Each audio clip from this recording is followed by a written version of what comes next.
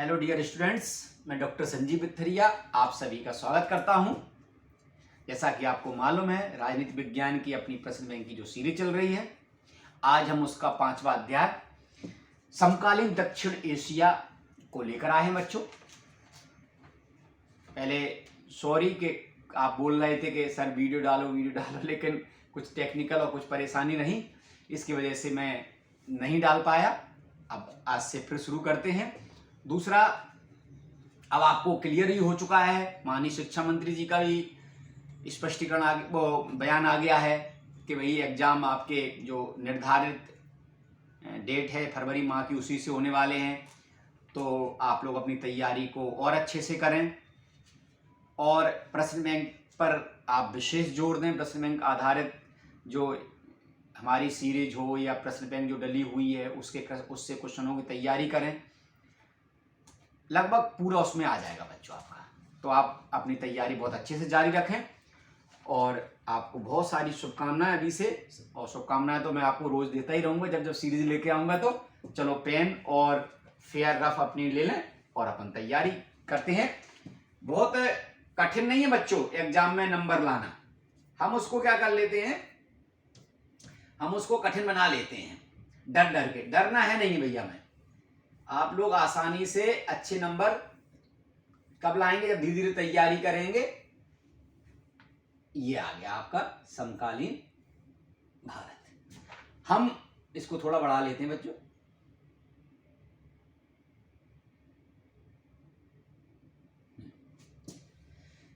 पहले हम बहुविकल्पीय देख लेते हैं और उसके बाद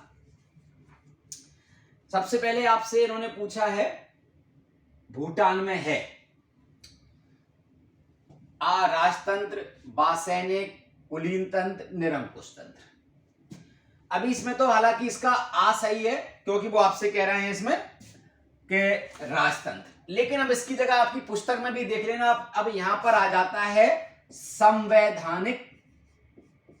जो इन्होंने यहां थोड़ा सा यहां बच्चों सुधार की आवश्यकता है, संवैधानिक राजतंत्र हो जाएगा। संवैधानिक राजतंत्र क्यों हो जाएगा? क्योंकि जैसे भूटान है या आपका इंग्लैंड है, यहां संविधान के दायरे में अभी भी राजा का पद इन्होंने जीवित रख रखा है, इसलिए बच्चों यहां पर ये संवैधानिक राजतंत्र हो जाएगा। वैसे यहां पर राजतंत्र है तो चूंकि अब यहां पर और दूसरा है ही नहीं है तो यह राजतंत्र हो जाएगा। अब प्रश्न दूसरा फिर आ रहा है दक्षिण एशिया में सबसे बड़ा देश है। तो दक्षिण एशिया में सबसे बड़ा देश बच्चों भारत है, ये आप ही जानते हैं। दक्षिण एशिया में जो 7 देश है, अगर उसको हम अफगानिस्तान को मिला लें तो 8 देश हो जाते हैं। अभी यहाँ क्वेश्चन आएंगे तो उस पर चर्चा करूंगा, अभी नाम लेके मैं समय को ज्यादा आगे नहीं करना चाहता।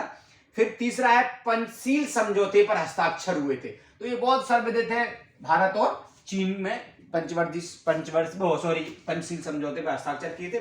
पंडित नेहरू ने बड़ा इस पर जोर दिया था, हिंदी चीनी भाई भाई का बहुत सारा नारा दिया था।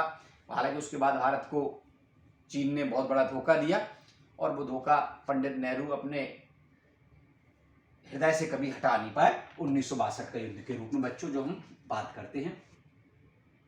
राष्ट्रीय पंचायत जो संसद है, तो इसमें नेपाल और दक्षिण एशियाई देश में सैनिक शासन सबसे पहले स्थापित हुआ, तो इसमें बच्चों ये पाकिस्तान आ जाएगा। पाकिस्तान में बड़ी विडंबना रही है, लोकतंत्र का बहुत कम पाकिस्तानियों ने लुत्फ उठाया है। बाकी वहां सैनिक शासन बहुत लंबे समय तक चलता रहा क्योंकि वहां सेना का बड़ा वर्चस्व है बच्चों। इस पर कभी बाद में चर्चा हो जाएगी। अब आते हैं सत्य पर चर्चा करते हैं बच्चों।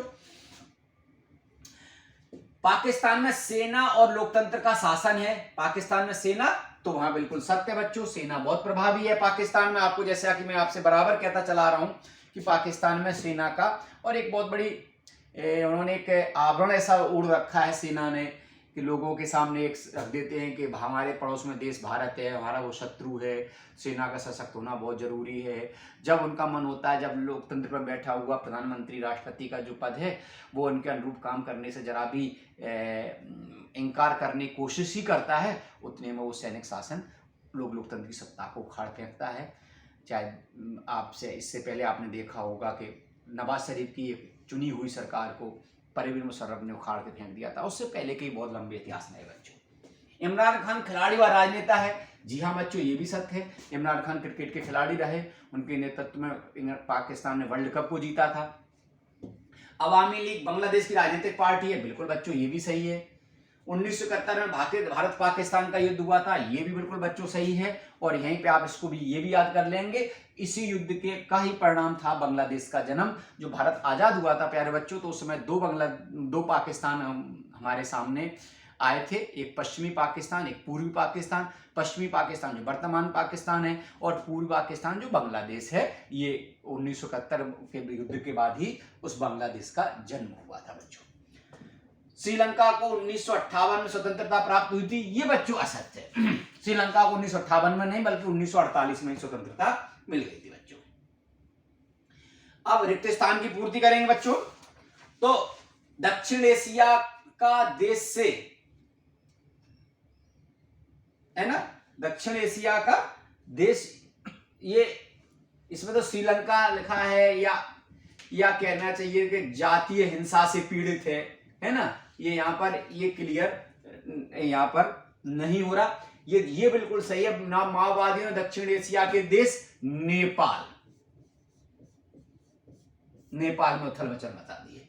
दक्षिण एशिया का देश से कैसे, अब इसमें तो आतंकवाद भी कह सकते हैं, है ना। ये तो यहाँ हालांकि आपकी पीसीडी में तो श्रीलंका लिख के आ रहा है, पर वो मुझे नहीं लग रहा है सही।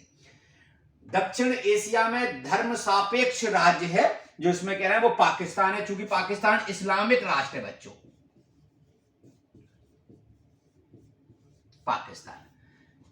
पाकिस्तान धर्मनिरपेक्ष मतलब जो सभी धर्मों के समान व्यवहार करता हो उसको कहते हैं धर्मनिरपेक्ष। जो भारत है, पहले बांग्लादेश भी हिंदू राष्ट्र, नेपाल भी हिंदू राष्ट्र हुआ करता था, लेकिन नेपाल में भी अब धर्मनिरपेक्ष राज्य की में स्थापना हो गई है।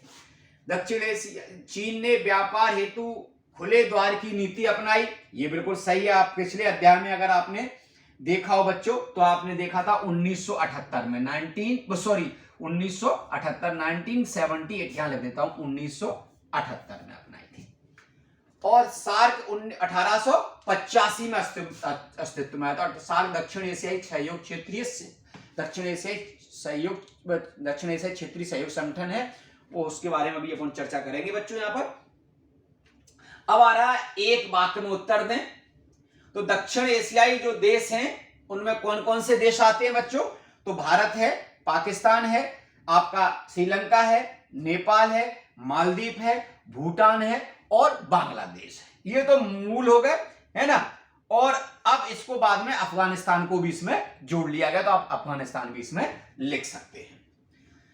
दक्षिण का पूरा नाम तो हमने आपसे पहले बता दिया, दक्षिण एशियाई क्षेत्रीय सहयोग संगठन। इसी को इंग्लिश में हम सार्क के नाम से जानते हैं। इसमें हमने क्वेश्चन में एक डाल भी दिया, तो वहां भी आप लिख लेना, दक्षिण एशियाई क्षेत्रीय सहयोग संगठन। तमिल और सिंगली मूल निवासी कहां के हैं? ये बच्चों श्रीलंका के हैं।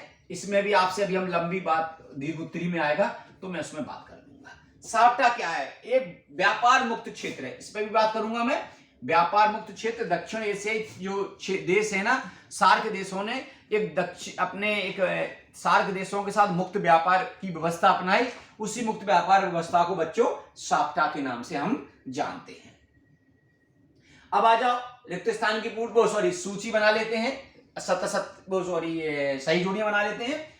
तो सिंधु जल समझौता कब हुआ था? ये 1960 में हुआ है बच्चों।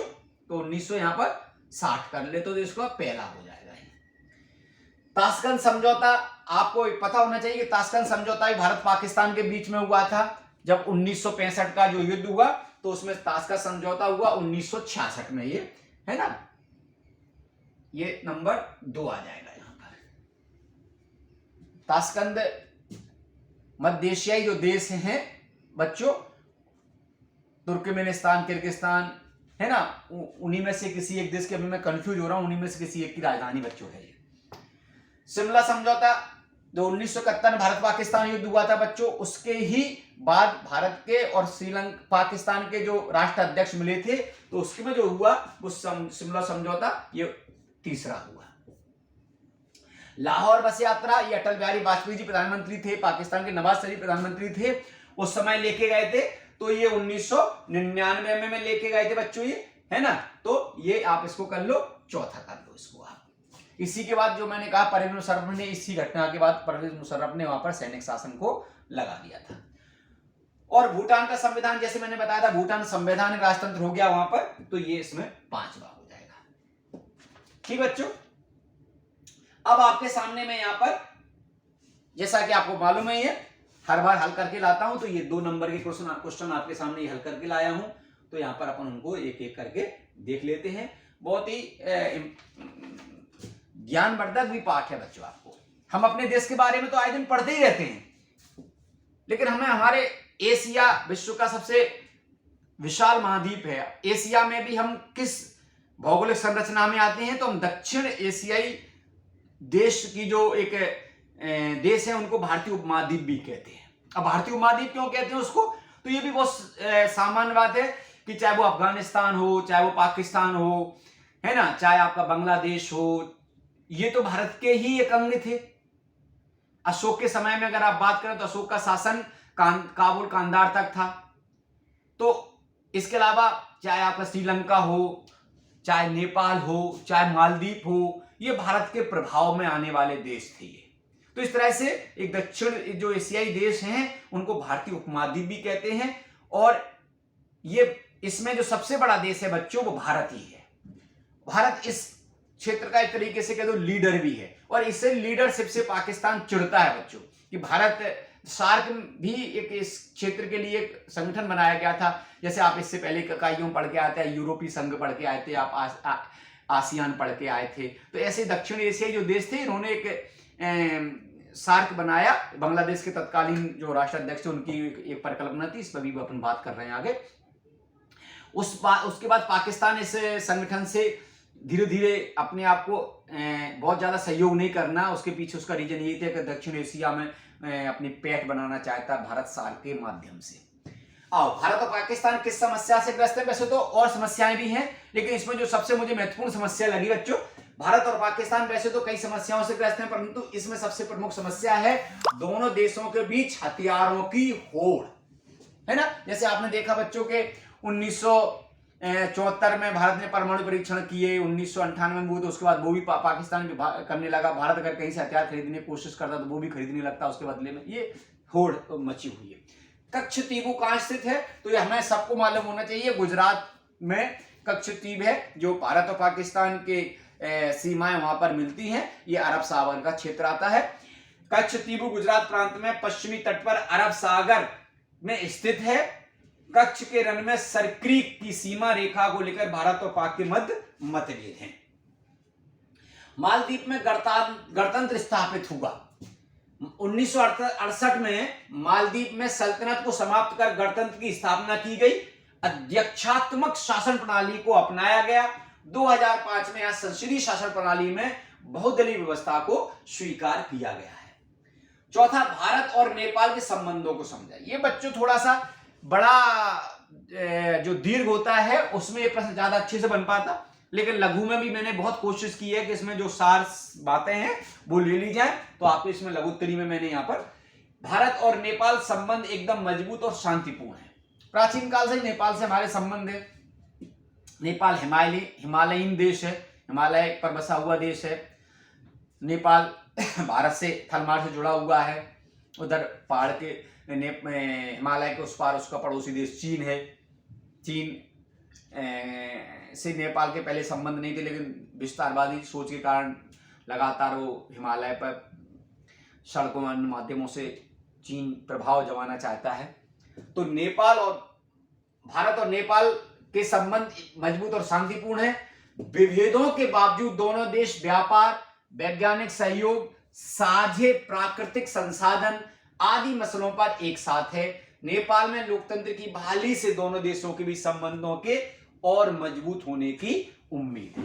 कुछ समय के लिए नेपाल भारत संबंधों में बच्चों ठहराव आ गया था, क्योंकि वहां प्रचंड के नेतृत्व में माओवादी सरकार बन गई थी और माओवादी सरकार का चीन के साथ बहुत ज्यादा झुकाव हो गया था।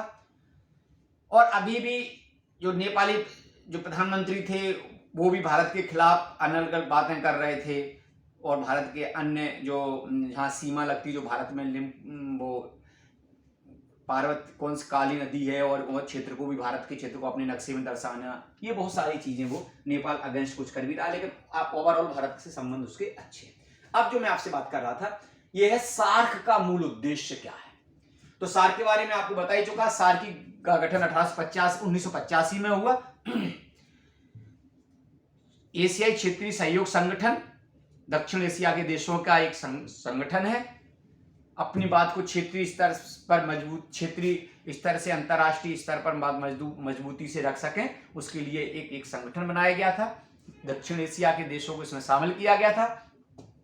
उद्देश्य दक्षिण एशिया क्षेत्र की जनता के कल्याण और उसके जीवन स्तर में सुधार करना, पहला इसका है। दक्षेश के आर्थिक, सामाजिक, सांस्कृतिक विकास में तेजी लाना, ये दूसरा है। दक्षिण एशिया देशों की सामाजिक आत्मनिर्भरता में वृद्धि, ये इसका बच्चों तीसरा उद्देश्य है। तो आप इन तीनों उद्देश्यों को याद कर लेंगे। बहुत सारे छोटे छोटे मैंने और रखे हैं। अब दीर्घ उत्तरी प्रश्न है पहला, दक्षिण एशिया क्षेत्र की प्रमुख विशेषताएं लिखिए। अभी जो दक्षिण एशिया की मैं बात कर रहा था कि इसको भारतीय उपमहाद्वीप भी कहते हैं। तो नंबर 1 मैंने लिख दिया इसमें, बांग्लादेश, भूटान, भारत, मालदीव, नेपाल, पाकिस्तान और श्रीलंका के लिए दक्षिण एशिया शब्द का प्रयोग होता है बच्चों। कभी कभी इसमें अफगानिस्तान को भी जोड़ लिया जाता है। ये दक्षिण एशिया के देश भी हो जाएंगे, जो मैंने ऊपर नहीं लिखवाए थे, मैंने इसलिए लिखवाए थे, तो ये दक्षिण एशिया के देश भी हो गए। नंबर 2 बच्चों, नंबर 2, इस क्षेत्र के उत्तर में हिमालय पर्वत श्रृंखला, दक्षिण में हिंद महासागर, पश्चिम में अरब सागर और पूरब में बंगाल की खाड़ी आती है। तीसरा बच्चों, भौगोलिक विशिष्टता के साथ साथ इस उपमहाद्वीप में भाषाई, सामाजिक एवं सांस्कृतिक अनूठापन देखने को मिलता है। और चौथा, इस क्षेत्र के विभिन्न देशों में एक जैसी राजनीतिक प्रणाली नहीं है, यह भी एक विशेषता है। जैसे भारत में स्वतंत्रता के समय से ही लोकतंत्र है, और लोकतंत्र में भी हमने संसदीय शासन प्रणाली को अपनाया है, और धीरे धीरे हमारी लोकतंत्र और मजबूत होती जा रही है। हमारे संविधान निर्माताओं ने एक हमारे पास इतना, क्या कहना चाहिए, बहुत ही प्यारा या दृढ़, मजबूत, दूरदर्शीपूर्ण एक संविधान रखा बच्चों। संविधान पर हम को मानकर शासन करते चले जा रहे हैं, और हमारा संविधान के अनुरूप जो शासन व्यवस्था है वो लोगों उसको सहज स्वीकार करके उस पर बहुत मजबूती के साथ काम कर रहे हैं। लेकिन अन्य देशों में, जैसे पाकिस्तान, मैंने बताया आजादी के बाद से पाकिस्तान में लोकतंत्र से ज्यादा वहां पर सैनिक शासन रहा। बांग्लादेश 1972 में निर्माण हुआ, आधे ज्यादा समय वहां पर भी सैनिक शासन रहा। नेपाल में राजतंत्र, लोकतंत्र की बात चलती रही। श्रीलंका में जाति हिंसाएं चलती रही। लेकिन भारत इसमें एक विशेष, क्या कहना चाहिए, जिम्मेदार देश की भांति व्यवहार करता रहा। इस क्षेत्र में विभिन्न देशों में एक जैसी राजनीतिक प्रणाली नहीं है। जहां भारत, श्रीलंका में लोकतंत्र व्यवस्था सफलतापूर्वक कायम है, तो बांग्लादेश, पाकिस्तान में लोकतांत्रिक व सैनिक दोनों तरह का शासन रहा है। इसके अलावा बच्चों, ये बहुत इंपॉर्टेंट है, श्रीलंका के जातीय संघर्ष की समीक्षा कीजिए। वैसे तो बच्चों मैंने इसमें आपको पूरा सार लिख दिया है, आप इसको थोड़ा बहुत बढ़ा सकते हैं। फिर भी यदि आप इसमें और अच्छा करना चाहें तो 10वीं की सामाजिक विज्ञान की बुक में बच्चों आपको इससे रिलेटेड और अच्छी सामग्री मिल जाएगी। श्रीलंका का जो मैंने बताया कि श्रीलंका जो देश है बच्चों, जब श्रीलंका आजाद हुआ तो श्रीलंका में की जो संरचना है वो कुछ विविध है। जैसे वहां पर 74%, 74% के आसपास वहां के मूल निवासी सिंगली का परसेंटेज है। सिंगली बौद्ध धर्म को मानने वाले हैं, और सिंगली उनको इसलिए बोला जाता है क्योंकि वो भाषा सिंगली बोलते हैं। 16% के आसपास या 13% के आसपास वहां पर तमिल लोग हैं। कुछ तमिल वहां के मूल हैं, और ज्यादातर तमिल भारत से अंग्रेजों के समय में रबड़ की, चाय की खेती के लिए यहां से मजदूर बनाकर ले जाया गया था, वहां पर ही बस गए। वो बरसों पहले की बात है ये। और उसके बाद कुछ मुस्लिम भी हैं, कुछ ईसाई भी हैं। लेकिन जब श्रीलंका स्वतंत्र हुआ, आजाद हुआ, तो उन्होंने वहां पर सिंगली भाषा ही लोगों को पर थोप दी। नौकरियों में हर किसी में सिंगली लोगों को वर्चस्व हो गया। ऐसे नियम बनाए गए जो सिंगली लोगों को मूल नागरिक माना गया। तो स्वाभाविक सी बात है कि तमिल लोगों का लोकतंत्र से विश्वास उठ खड़ा हुआ। वो कहीं ना कहीं लोकतंत्र के इनके अगेंस्ट होने लगे। उनको ये लगने लगा कि हमको दूसरे दर्जे का नागरिक मान लिया गया। एक और विविधता ये थी कि जो तमिल थे वो जाफना प्रायद्वीप है जो श्रीलंका का, उसमें बच्चों ज्यादा रहने वाले थे। तो जब उन्होंने ऐसा किया तो इसके अगेंस्ट वो खड़े हो गए। उन्होंने अपना नया राजनीतिक संगठन बना लिया। कुछ वहां पर आतंकवादी घटनाएं भी होने लगी। प्रभाकरन लिट्टे ग्रुप बन गया और एक समय श्रीलंका बड़ा अशांत हो गया। वो अपने आप को स्वायत्त राज्य की मांग करने लगे और कभी कभी तो वो एक देश की भी मांग करने लगे। हालांकि एक बड़ा क्या कहना चाहिए क्रूर तरीके से श्रीलंका की सरकार ने 2003 के आसपास, अब इसमें आएगा जिक्र, तो उन्होंने वहां उस घटनाओं को कुचल दिया। हालांकि बड़ा इसकी श्रीलंका सरकार की निंदा हुई मानव अधिकार संगठन द्वारा। तो ये श्रीलंका का एक इतिहास रहा है, बड़ा उथल पुथल वाला रहा है। बच्चों आप देखते हैं श्रीलंका की राजनीतिक पर बहुसंख्यक सिंगली समुदाय का दबदबा रहा है। मैंने बताया बहुसंख्यक है, 74 के आसपास है बच्चों। ये लोग भारत से आकर तमिल आबादी के खिलाफ हैं। सिंगली राष्ट्रवादियों का मानना था कि श्रीलंका में तमिलों के साथ कोई रियायत नहीं बरती जानी चाहिए क्योंकि श्रीलंका सिर्फ सिंगली लोगों के लिए है। और इसके लिए कभी कभी भारत में भी टेंशन हो जाती थी बच्चों, क्योंकि श्रीलंका और भारत का तमिलनाडु, ये दोनों बहुत ही देश अलग है। समुद्र में जरूर है श्रीलंका, लेकिन अगर सीधी बात करें तो 30-40 किलोमीटर ही दूर, ज्यादा नहीं पड़ता। और उन तमिलों के रिश्तेदार तमिलनाडु में। श्रीलंका में जब तमिलों के साथ अत्याचार होता था तो ये तमिल सरकार भारत सरकार पर दबाव डालती थी, भारत की तमिल राज्य तमिलनाडु की सरकार। तो इस तरह से इसका भारत पर भी असर पड़ता था। इसकी टेंशन भारत में भी हो जाती थी बच्चों। राजीव गांधी जी ने फिर इसके लिए एक बड़ा डिसीजन भी लिया। आपकी किताब में है, आप उसको पढ़ें, बहुत फिर अपन डिटेल में भटक जाएंगे।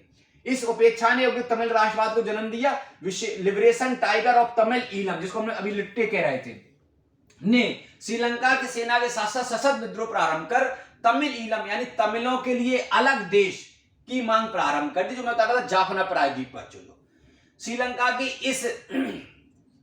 इस जातीय समस्या के समाधान हेतु अंतरराष्ट्रीय प्रयास हुए, परंतु श्रीलंका की सेना की कार्रवाई में 2009 में लिट्टे को खत्म कर दिया गया। प्रभाकरण भी मार दिए गए और इस तरह से श्रीलंका में अब कुछ समय से शांति कायम हो पाई है बच्चों। हालांकि श्रीलंका की इस कार्रवाई की बड़ी निंदा अंतरराष्ट्रीय स्तर पर हुई। दक्षिश, जो मैं आपसे बात कर रहा था, दक्षिश क्या है? दक्षिण एशियाई क्षेत्रीय सहयोग संगठन की स्थापना 8 दिसंबर 1885 को हुई थी। ये डेट बच्चों आप याद रख लेंगे। हालांकि संगठन का विचार 1980 में ही बांग्लादेश के राष्ट्रपति जियाउर रहमान ने रखा था। 1980 में उनके दिमाग में आया था कि दक्षिण एशियाई देशों का एक संगठन होना चाहिए, जैसे यूरोपीय यूनियन, यूएई है, आसियान है, ऐसे कई संगठन हैं। आप उनके बारे में पिछली इकाइयों में आप पढ़ के आए हैं तो आपको ज्यादा अच्छे से इसका आप साम्यता बैठा लेंगे। इसके संस्थापक सदस्य में कौन कौन है? बांग्लादेश, भूटान, भारत, मालदीव, नेपाल, पाकिस्तान व श्रीलंका। 2005 में जो मैं आपसे बराबर कह रहा था, अफगानिस्तान भी इसका सदस्य बना है। अब इसमें दूसरा कहना है वो महत्व, ये तो हमने एक उसका आपको इंट्रोडक्शन करा दिया। अब इसका महत्व हमने यहां पर हेडिंग बनाई है, आप इनको बच्चों हेडिंग को आप पूरा कर लें तो क्वेश्चन बन जाएगा। क्षेत्रीय स्थिरता, इससे क्षेत्र में एक दूसरे के साथ हम बहुत अच्छे से ज्वाइंट हो सकते हैं, एक दूसरे की समस्याओं का समाधान कर सकते हैं। हम अपने राजनीतिक स्तर और व्यापारिक स्तर से अपने आप को मजबूत धागे में बांध सकते हैं। सार्क विश्वविद्यालय की स्थापना की गई भारत में, सार्क देशों के बच्चे आके पढ़ सकते हैं, बहुत उनके अपॉर्चुनिटी के द्वार खोल दिए गए। तीसरा साप्टा का गठन, जो मैंने आपसे बताया था, south Asian preferential trade agreement, ये भी कर दिया गया इनके बीच में, मुक्त व्यापार करें। लेकिन इसका भी बड़ा विरोध पाकिस्तान जैसे छोटे देशों ने, उनको लगा कि भारत के व्यापार एक हित इसमें ज्यादा देख रहे हैं तो भारत इस पर जोर दे रहा है, और वो जितना अच्छा उसको मूर्त रूप लेना चाहिए था वो उतना अच्छा मूर्त रूप बच्चों ले नहीं पाया है। तो इसमें आप थोड़ा सा और घटा बढ़ा भी सकते हैं। तो इस तरह से ये सार का एक महत्व हो गया। इसके अलावा बच्चों मैंने 2 प्रश्न इसमें से और नहीं लिखे थे जिनको आप देख सकते हैं, है ना। दक्षिण एशिया क्षेत्र की 2 प्रमुख विशेषताएं लिखी है, जो विशेषताएं वहां ऊपर अभी बता चुके हैं आपको, जो विशेषताएं हो गई यहां। तो ये हो गया बच्चों, ये हाँ ये हो गया आपका। चलो अब हम आपके साथ अगले प्रश्न के साथ लेके आएंगे। तब तक आप घर पे पढ़ते रहिए, सुरक्षित रहिए और पेपर की तैयारी आप अच्छे से करते रहें, चाहे हिस्ट्री वाले बच्चे हो, ज्योग्राफी वाले, आपके सामने सबके सामने प्रश्न बैंक डली हुई हैं, है ना। एक दूसरे दोस्तों को तक पहुंचाइए। जय हिंद, जय भारत।